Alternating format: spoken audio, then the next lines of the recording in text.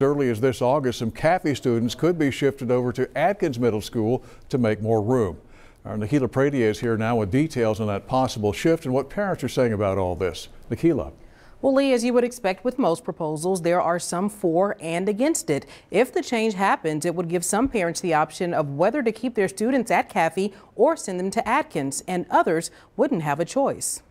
The announcement that Kaffie Middle School is at capacity is no surprise to parents who drop their kids off at the crowded campus every day. We've heard how they've added new teachers just as recently as a few weeks ago and split up classes that were past capacity. Leticia Pena has a 7th grader at Kaffie. Her daughter would not be affected under the current recommendation. That plan would allow incoming 8th graders to be grandfathered in and stay at Kaffie with the option to attend Atkins. However, incoming 6th and 7th graders would be required to attend Atkins, which is about 4 miles away on Ennis-Jocelyn near Wooldridge. District staff says this would help accommodate the rapid growth on the city's south side. So we're trying to basically make some changes to alleviate and make room for those incoming students that will inevitably come. But others like Ruben Dominguez, whose granddaughter attends Kaffie, believes this change would be too sudden. That's going to create a hardship for some parents because it's going to be further away.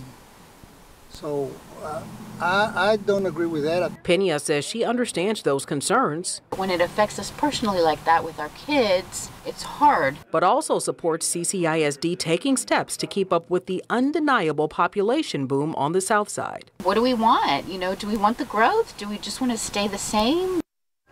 Now, keep in mind, these are only recommendations for now. CCISD Superintendent Dr. Roland Hernandez says staff and board members hope to have a final plan by the end of this school year, but their next step is to get feedback from the public.